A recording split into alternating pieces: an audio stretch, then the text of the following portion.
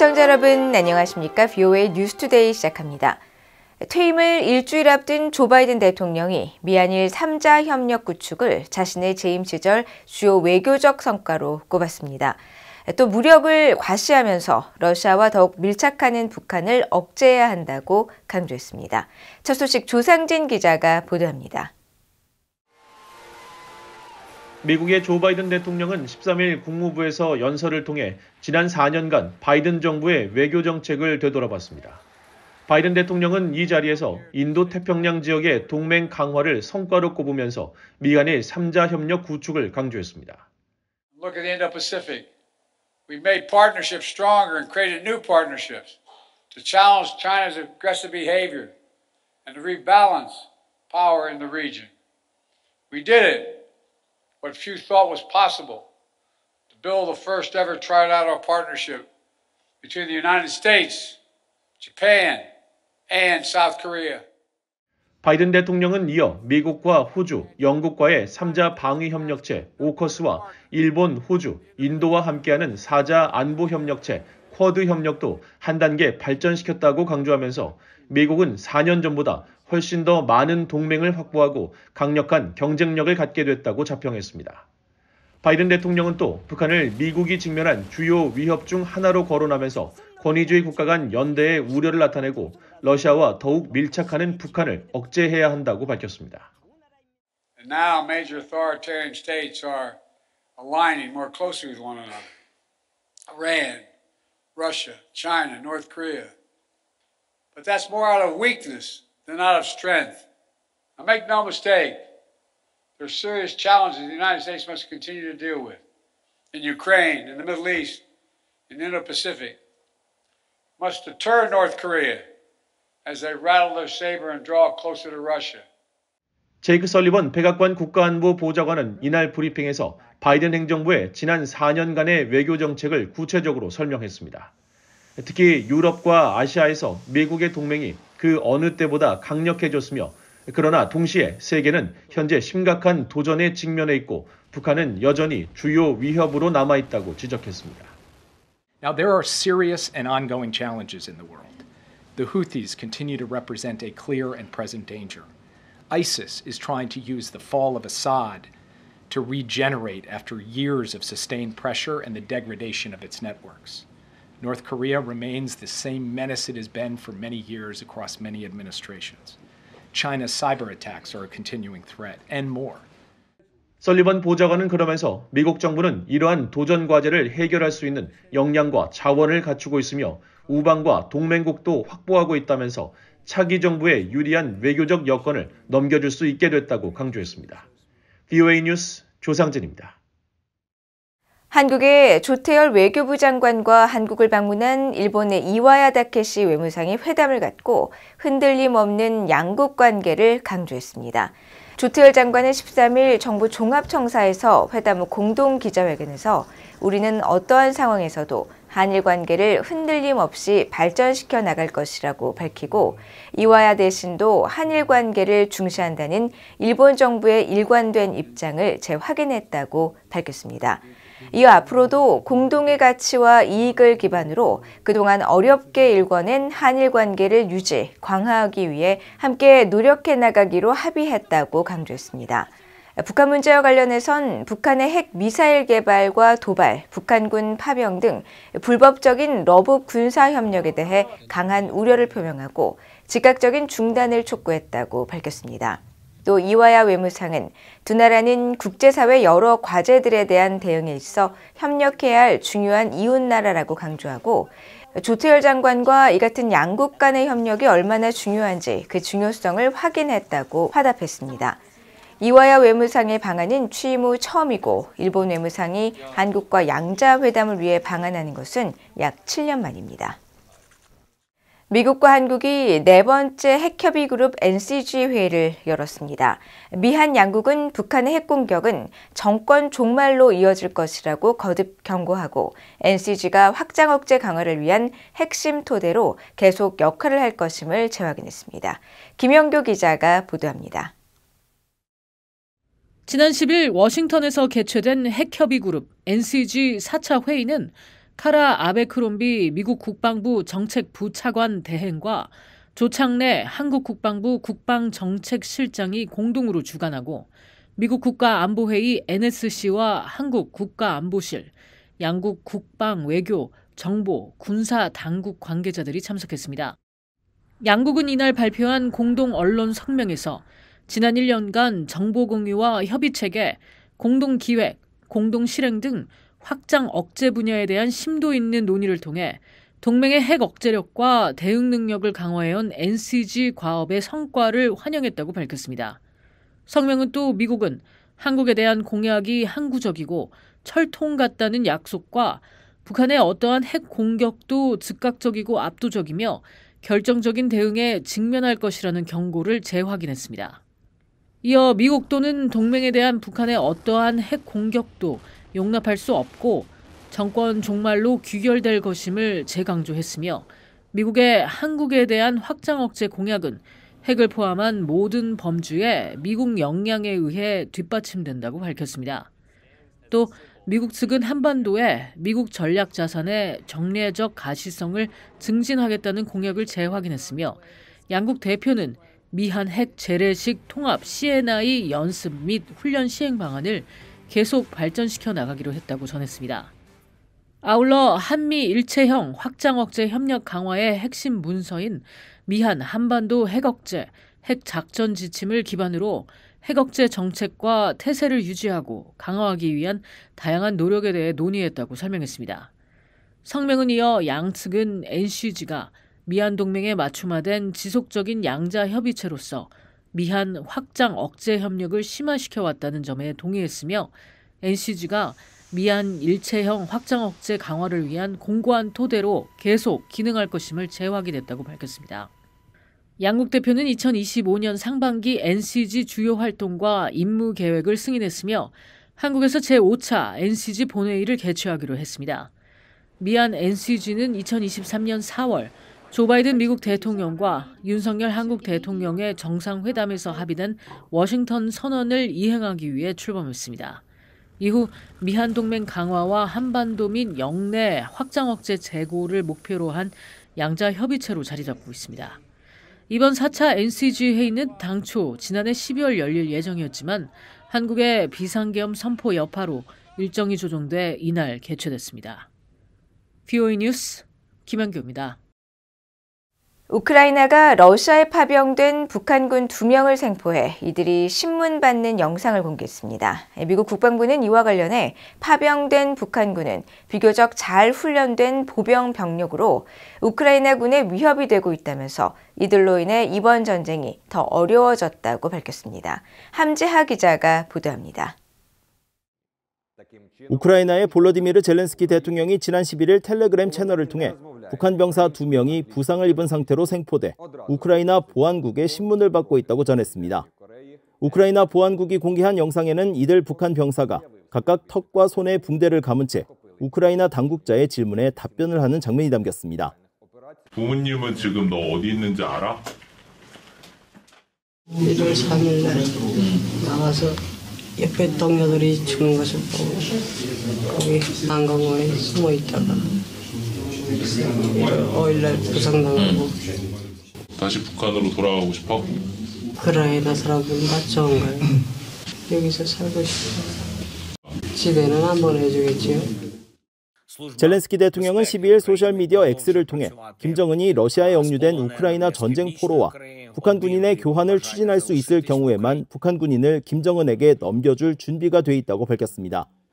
이어 귀환을 원치 않는 북한 병사들에게는 다른 방법이 있을 수 있다면서 특히 이 전쟁에 대한 진실을 한글로 널리 알려 평화를 앞당기고자 하는 이들에게도 기회가 있을 것이라고 강조했습니다.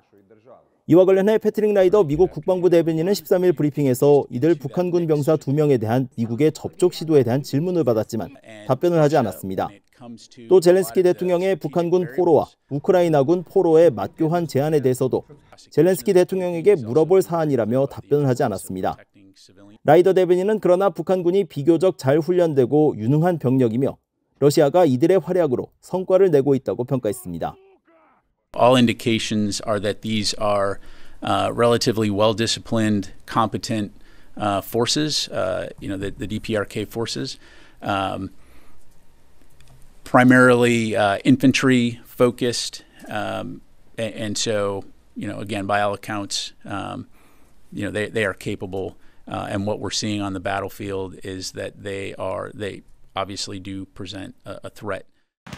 라이더 대변인은 이어 우크라이나군은 전선을 잘 지키고 있지만 이것은 매우 힘든 싸움이고 우리는 러시아가 점진적으로 성과를 내는 것을 목격했다고 말했습니다.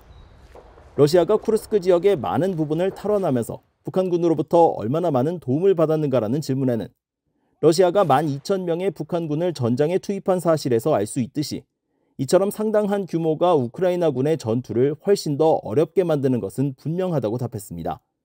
그러면서 우크라이나에 대한 지원 필요성을 거듭 강조했습니다.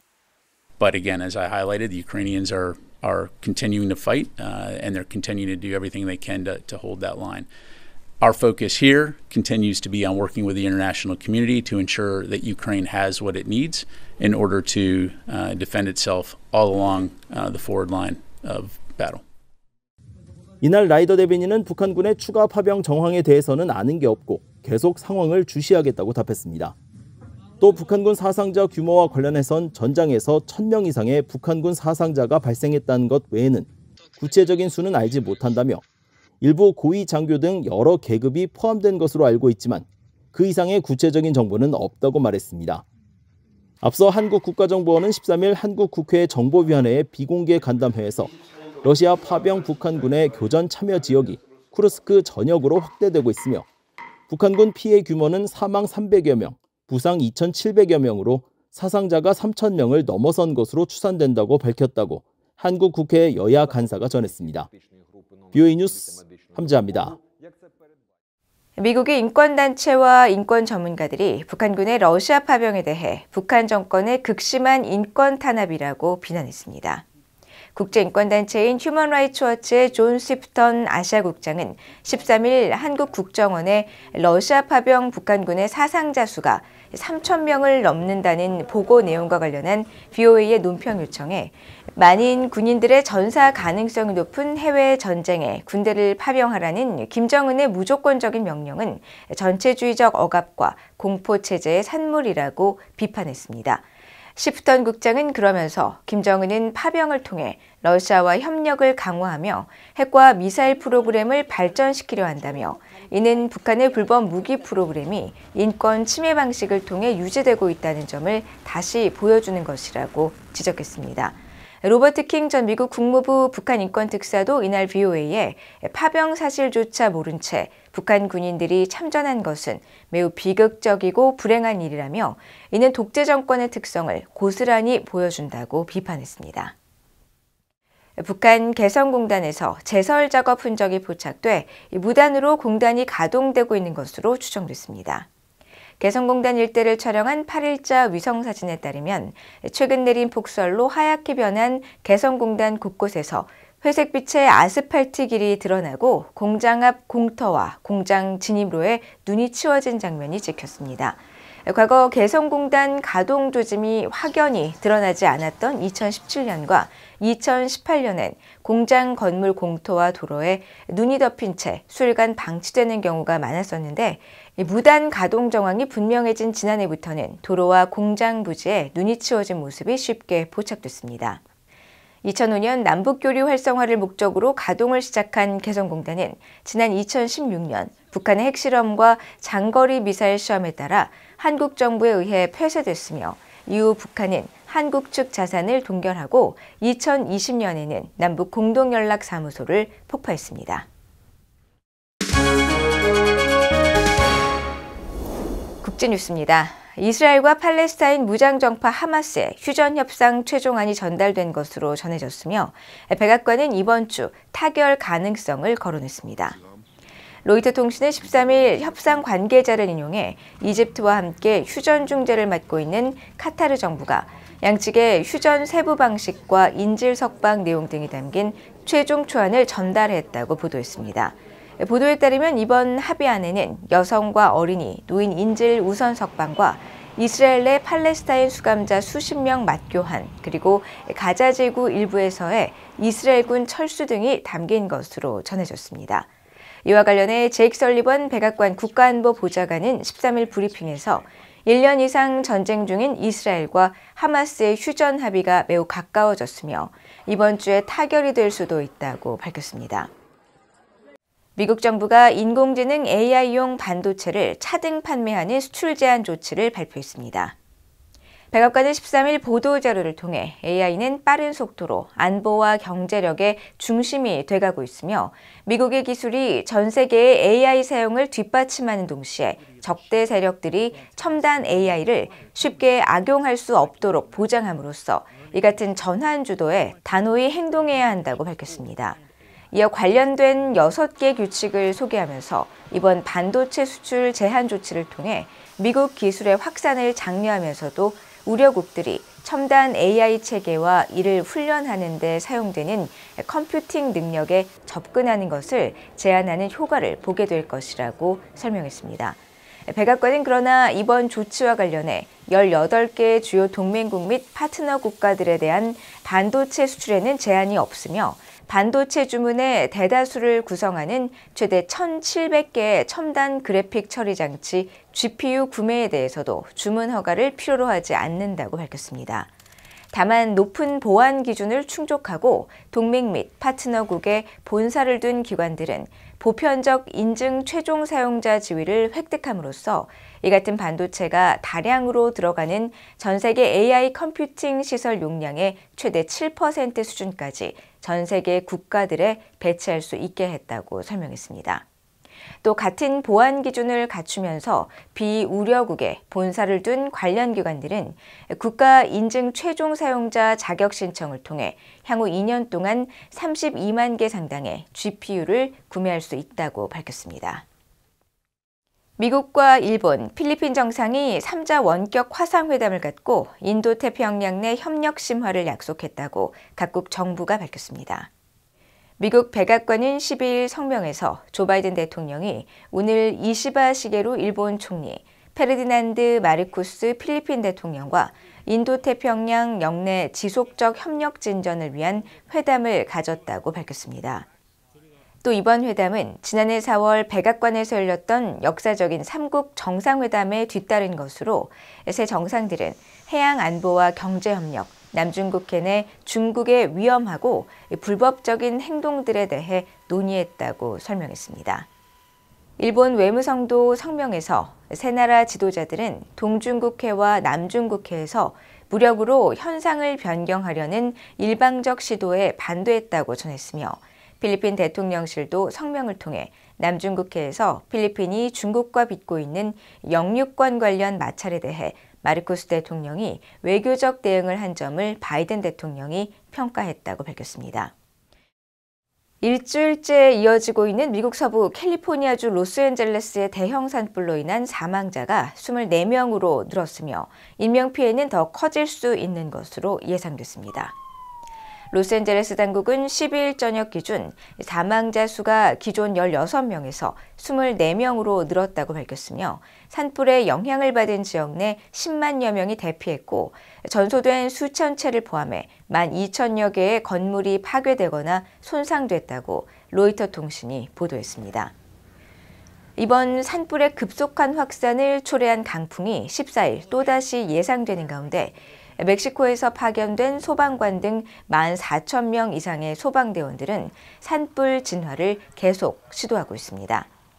미국 국립기상청이 오는 15일까지 화재 관련 적색 경보를 발령한 가운데 게빈 뉴섬 캘리포니아 주지사는 미국 NBC 방송과의 인터뷰에서 이번 산불이 미국 역사상 최악의 자연재해가 될 것으로 보느냐는 질문에 관련 비용과 규모, 범위의 측면에서 그렇게 될 것으로 생각한다고 말했습니다. 또한 산불로 인한 사상자 수색이 계속되는 가운데 사망자 수는 지금보다 훨씬 늘어날 것이라고 관측했습니다. 이상으로 VOA 뉴스투데이를 모두 마칩니다. 시청해주신 여러분 고맙습니다.